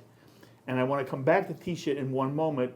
But would you articulate for these three men what the issue is in real life, day-to-day life of non-Orthodox Jews?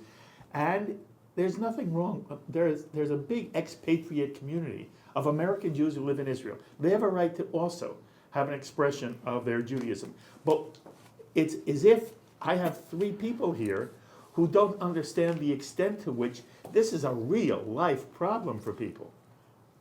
So there's a problem with the way this is being defined. It's being defined as Orthodox or non-Orthodox. And there's a real problem with being defined as a negative. I'm not a negative, I'm a positive.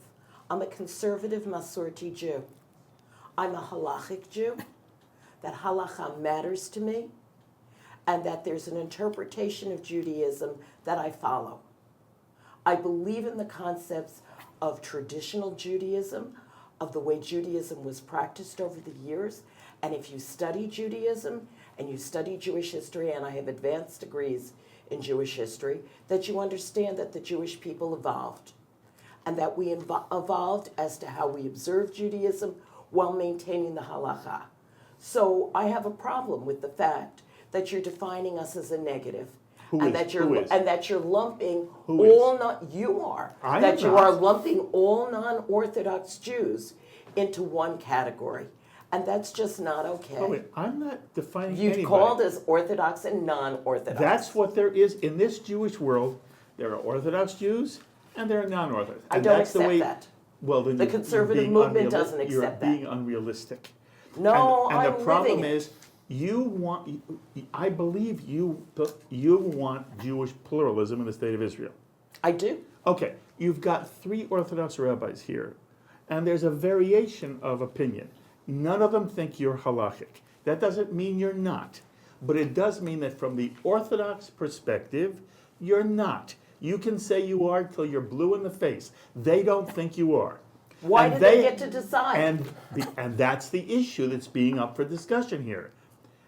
These three rabbis, to one degree or another, and there are degrees here, it's fascinating, to one degree or another, believe that somebody who is not halachic by their standards does not have the same Jewish rights, family, marriage, divorce, and I'm not taking a position here, I'm just describing. They feel that in those areas, although you call yourself halachic, they don't consider yourself halachic. Each one of them has said that. And that at the moment, the power in Israel resides here, not with you. And the question that's being asked of those of you who are running for seats in the World Zionist Congress is, if you are sent as delegates, what will your position be in the grand community? And at the moment, I hear right now, you have some rights. I have here, you almost have some rights. I hear here, there's a lovely soul. Your neshama is gorgeous, but in the end, you say, I'm terribly sorry. Your husband doesn't do it according to his Shulchan Aruch, and therefore your husband may not. And what I wanted to hear from all of you was to the extent to which you felt if you were elected to the World Zionist Congress, you would want to change Israeli policy. So I find this fascinating. Just to add one comment, and again, it's only an observation. What I heard before, David said that Israel has the right to maintain its Jewish nature. So it's okay to play games. It's not only halakhic. It's okay to play games here, but when it comes to maintaining life cycle Jewish nature of the state of Israel, you have no room. So it's not even that you're not halakhic. Are you Jewish? Ooh, that was terrible. I'm asking. Well, that's a terrible thing to say. But I'm asking. You said Jewish nature of Israel. You said Israel has to maintain Jewish. I'm so sorry. clarify. I apologize even for the question. Thank you. I find the question offensive. So it's an opportunity for you to clarify. It's the same she's way Jewish. that if I misunderstood, Not only maybe is the she viewer Jewish, misunderstood. She's very sincerely Jewish, and she's a Jewish leader, and she has a community. So So when it comes to practicing in Israel, you said Israel maintains its Jewish nature, and therefore you're not willing to accept a rabbi who is non-Orthodox performing life cycle ceremony. I just want to understand what that means. But I do not deny her being Jewish So in what is any that? sense, or that she has a community in which she's a leader. So what does that And mean? that she's sincere. Yes, Paul, there is a difference between what somebody can do in a shaliach tzibur situation and whether a Jew has status or not. And I understand what you're saying. And Shahar was trying to make a point that he's worried that some people may have misunderstood you. Exactly. You've clarified yourself very well. You're not in any way suggesting a non-Orthodox Jew is not a Jew. We get that. Sure not. And I'm glad you had the chance to, and I apologize if it offended you. It was not meant to offend you. And I thought you were clear, and it was certainly clear. Thank you. The issue has to do with the extent to which non-Orthodox Judaism in Israel does not have equal status. And I'd like you to go on to the next question that you had there, because I'd love to hear the response. Okay, and it's a very simple yes or no question. We'll start with David. At the Western Wall, should there be an egalitarian section where men and women can stand together and where women may read from the Torah? It already exists. And nor have we made any effort to stop it. Nor did we make any effort to stop it when there was an agreement organized by Natan Sharansky. By the way, are you suggesting that there was not a blow-up on the American Jewish scene, and you saw this blow-up, and Sharansky felt betrayed? Because ultimately the Orthodox said the following: there may not be only one entrance to the third section. The third section has to have its own entrance because it is not of equal status to the kotel that we all imagine. When that happened, the deal collapsed. This was the Federation were leaders on a plane going over to Israel. If you did not know that, I'm sorry. But in America, they felt that Netanyahu was betrayed. Sharansky felt he was betrayed. And although there is a section by Robinson's Arch, it does not have the same status, and it is not given equal footing, and you can't enter it by going through one main section. And that's what Teisha's asking you. Right, so I'll repeat exactly what I said. First of all, your explanation of it, which I didn't expect such a deep explanation, indicates what the real goal was, which was really had to do with pluralism and, of course, and if I may say of so, course. And if I may so, relativism. No. In my definition of relativism, No. yes, these are all equal choices.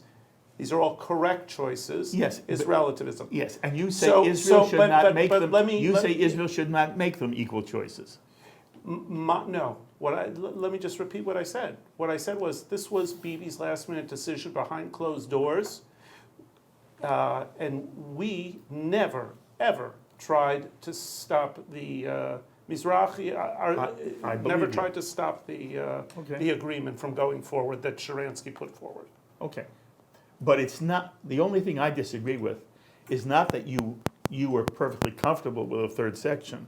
The notion that there already is one does not reflect the extent to which, in America, non-Orthodox Jews were very upset and remain very upset. I understand why they're upset, but the way that the question was worded implied that it doesn't exist, and it does exist. No. Yeah, the way that the question was worded, it does. It doesn't Okay. exist in the sense that the Reform and Conservative Understood. understood Sharansky's agreement to be, right, and that's why they right. felt there was a betrayal.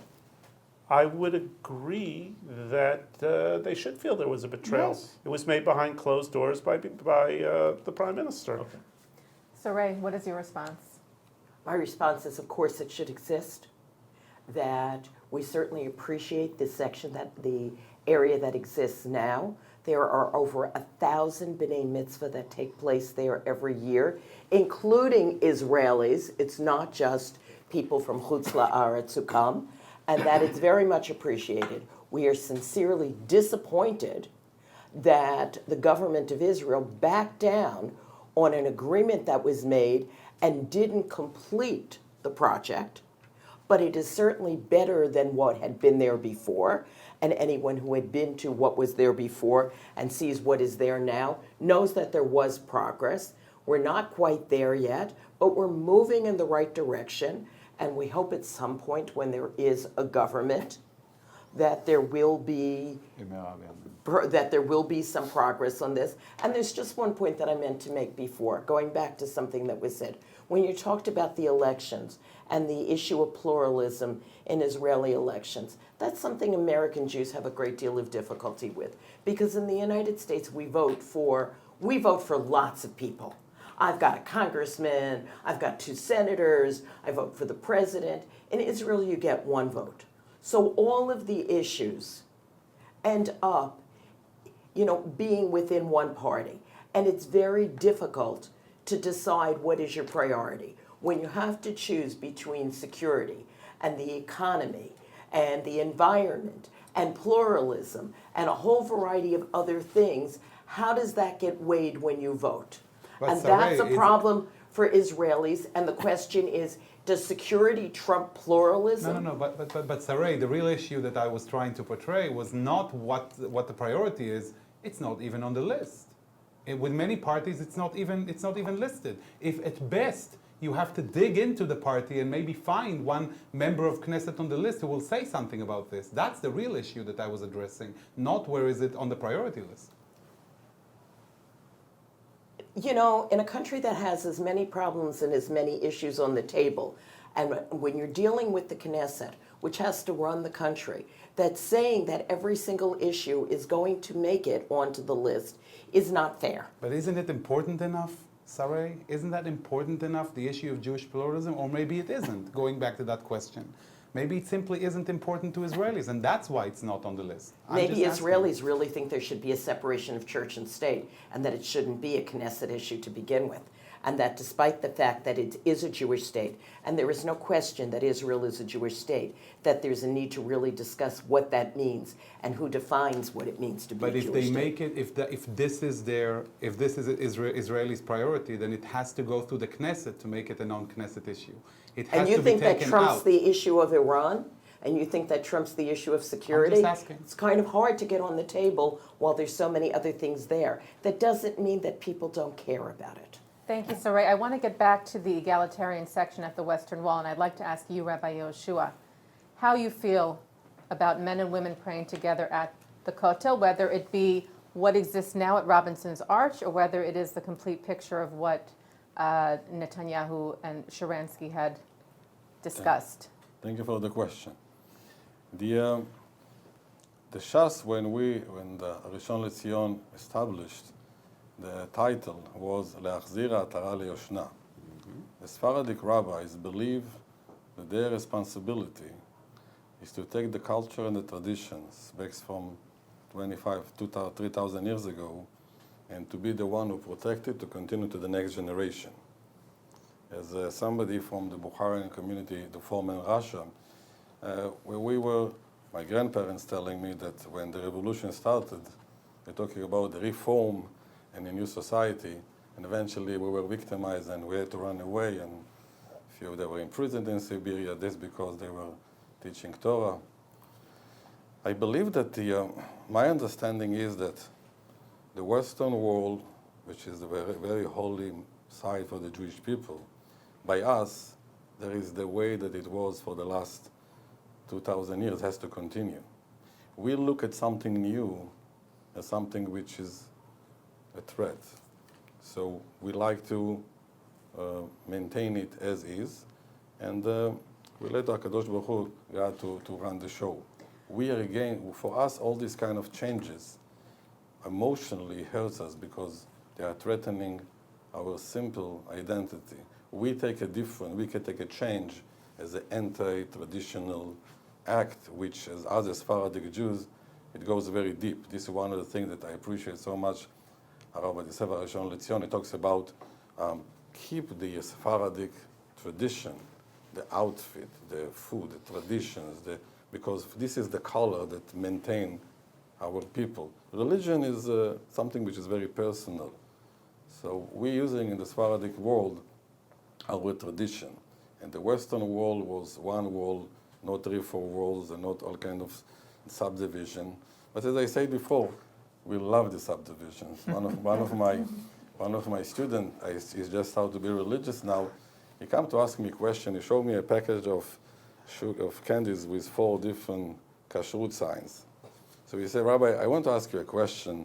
If there is one, there is two. And if the second one doesn't believe the first one, why should I eat the second one? And the third, the first two. So he gave me a whole very simple question. Why do I need 4 different stems on one sweet candy? But I believe it's so instilled in us, and I'm going to challenge this if we're going to go to the World Congress, because I believe that the essence, we are one. Now, the feeling of fulfillment and my thoughts and my understanding and my perception, and it's very good, and it helps a lot. But when it's come to the halakha, when it's come to the West, there is one Western wall, and thank God there is just one. And we don't have to duplicate and implicate and make this for this and this for them. Whoever wants to come. And I believe that it's good to respect each other. In our community, not everybody is religious. But when they're going to make a wedding, they're going to make it in a glad kosher place, because everybody eats glad kosher, just to make everybody feel good. And it doesn't become a question of I am against you, who is right, who is wrong. I think it's an irrelevant question. Well, let me ask you this. At the Western Wall, Women of the Wall, for example, they bring a Torah in the women's section, and there are busloads of ultra-Orthodox young girls who purposely come there for the specific reason, and young boys as well from the boys section maybe, to scream, to throw things at them, to spit at them, to curse at them. How do you respond to that? How do you respond to that kind of behavior? Well, this action and drama, nothing to do with Judaism. It's everybody has his own agendas. I believe there has to be one Western wall, and the way that it used to be, we're going to maintain it. People have to respect it, and whatever they do on their own, in their own private domains, it's up to them. And all this, I believe all these provocations enhances that they're working the opposite way what they meant to. But this is the nature of life. In our generation, we like the drama, we like these debates. It makes people looking for the interest. So I think that sometimes there is a situation that everybody is right and everybody is wrong. Well, would you ever make a statement to issue some sort of understanding of respect, that if you disagree with someone at the Western Wall or something that's happening, that there is a limit to how you can behave, how you can react, if it's okay to come there and in certain situations even physically assault people who are doing something that you don't agree with? Would you ever weigh in on something like that? Of course, using violence is against the Torah, and nothing to. But let me tell you something. There is a very big rabbi, not Sephardic, Ashkenazic, and his name was Ohev Israel Me'apta. And he said to his student, in every parasha in the Torah there is Ve'afta l'recha kamocha, the mitzvah to love the Jews, the neighbor like you love yourself. So one of them said, Rabbi, today is Parashat Balak. Where is the Bilam with all his blessing? He said, what's the question? Balak, this is Ve'afta l'recha kamocha. He said, Rabbi, with all due respect, this is Bet, and this is Vav, and this is Kaf, and this is Kuv. So when you really love a person, all these questions are going to be minimized. And I hope from both sides to understand that it should not be religion should not be an issue for debate. I think it's the most sacred feeling that we have, our relationship to God. When I make it political, I make it all this wrestling and everything, I think it loses all the beauty of our Judaism. And I believe that one of the statements of the World Congress should be that even though it's very full talk about unity and living with each other is something which is can political make a big earthquake, because we like this action. On the long term, I think we have to understand that there is the laws and the tradition, and we're going to continue it, and we do it because we love it. And I believe that if we're going to put these ingredients, many of the questions are going to be solved by themselves. Maybe it's a wishful thinking, but at least, as somebody say, I have a dream. Yeah. Thank you, Rabbi Yoshua. And Jason, I want to give you an opportunity to respond to how you feel about an egalitarian section at the Western Wall with as much legitimacy as the traditional section. So thank you. So first, again, the short answer is yes. I want to actually thank Rabbi Yoshua for his remarks. And it's interesting you mentioned tradition at the Kotel. If you look actually at any photograph of the Kotel from the Ottoman period before, since we have the invention of photography, you won't see mechitza. You will actually see men and women together. The reason being is actually they did not have communal prayer at the kotel. There was no minyan. It was only for an individual to come and give his individual prayers. For individuals, it was never for minyan. We've already changed the tradition at the kotel by having minyanim. We've changed the tradition at the kotel for having induction ceremonies for tzahal. Would never take place at the kotel before. So now that we've already changed the tradition, now maybe going back to the tradition might help. Maybe make it only for individuals and nothing communal, and we won't have a fight. But being we changed the tradition and there is minyan there, then our position is that it should be for everybody. And by the way, this is one of the reasons the Zionist Congress is important, because this is actually an issue the Zionist Congress can impact, because the Zionist Congress appoints the executive committee of the Jewish Agency. It was the Jewish Agency under Sharansky. Well, it's supposed to. No, it appoints the executive committee of the World Zionist Organization. No, it's supposed to be the Jewish Agency also. They were separated. Okay. I was told at least funds the Jewish Agency in part, but... No, it doesn't do that either. AZM is claiming it does, so we can talk to AZM to clarify that. Okay. But AZM is claiming that it does appoint the executives for the Jewish Agency as well, so we can fact check that later.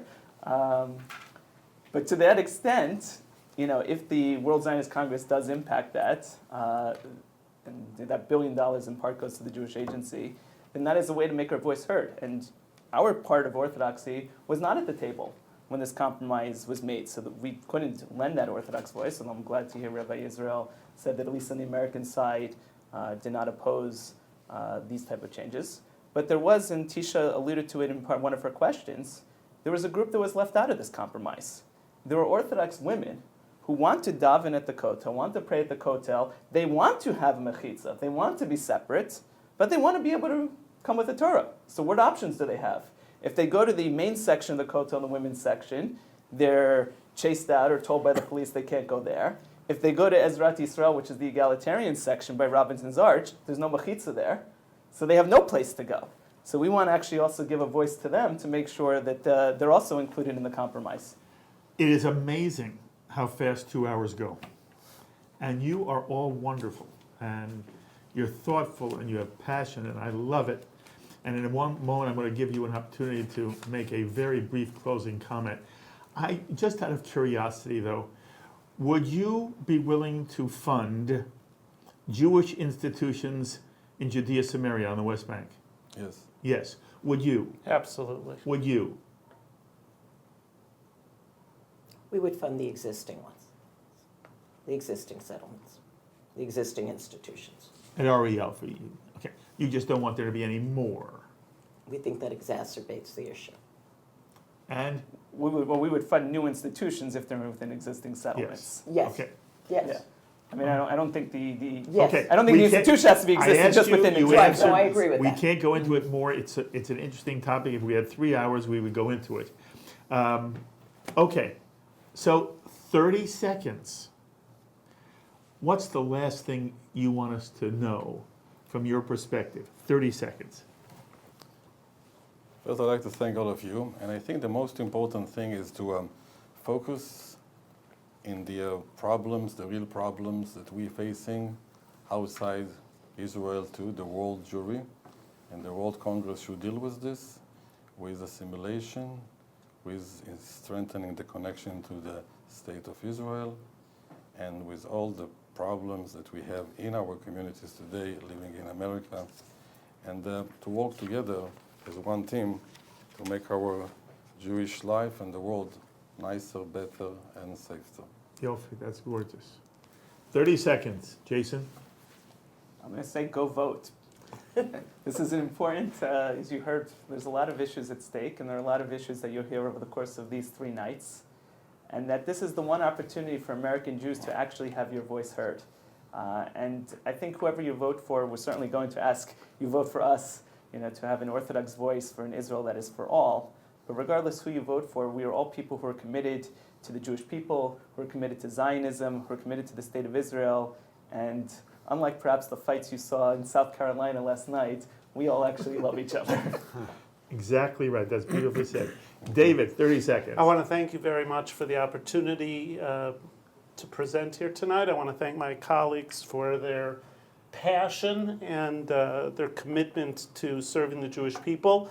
If you want a slate, a religious Zionist slate that cares about settlements in Yehuda and Shomron and their ongoing support, if you care about the safety and security of Israel, but you're also very much a religious Zionist. You see religious significance in the establishment of the state of Israel, and that Torah education is important to you, then we are the slate, slate 4. We just entered the month of Adar, so vote slate 4, but don't worry, be happy. Beautiful. Amen. All right, Sarai. Okay, so I want to thank my colleagues here and for this discussion, and I want to ask everybody to vote for Mercaz, because it's important that Israel be pluralistic and that there be options and that there be a recognition that there's more than one way to be Jewish and that they are legitimate and that strengthens the Jewish people. And our goal is to provide the strength and the commitment to Judaism and the sense of Jewish peoplehood. And in order to do that, we need a voice. That is wonderful. But all 4 of you are wonderful. On a scale of 1 to 10, how critical an issue is the lack of Jewish pluralism in Israel? 1 to 10. 10. Number 1 to 10. 2. 2. 1. 1. 8. By the way, there you have it. That's the essence. These are 4 fabulous people. Yotzei min haklal. I cannot thank you enough. You're lovely, lovely people, lovely neshama, and you're intelligent, committed Jews. It was an honor for us to have 4 of you on JBS for this panel. And that concludes our second World Zionist Congress Election Forum here on JBS. Our thanks to Jason Herman, Sarai Crane, David Israel, Yitzhak Yeshua, for representing their slate so eloquently again, and for the tone of this evening. It is wonderful to hear Jews disagree, and there's not one bit of incivility. It makes me very proud. Not even an interruption. And right. And we wish, unlike it, we wish every one of their slates every success. Of course, my special thanks to you, our JBS audience, for sharing this election forum with us, and we'll hope you'll be back again tomorrow night for our third and last, represented 5 more slates. Here they are up on the screen for you, and we hope that after watching all 3 election forums, you'll be making a special point of voting at zionistelection.org. Until tomorrow night, for Shahar, Azanai, Teisha, Bader, and the entire JBS crew, be well, my friends, and Am Yisrael Chai. You've been watching the first ever World Zionist Congress Election Forum, presented by JBS in partnership with AZM, the American Zionist Movement. We hope you've enjoyed and learned from the program. JBS, expanding Jewish understanding, celebrating all things Jewish.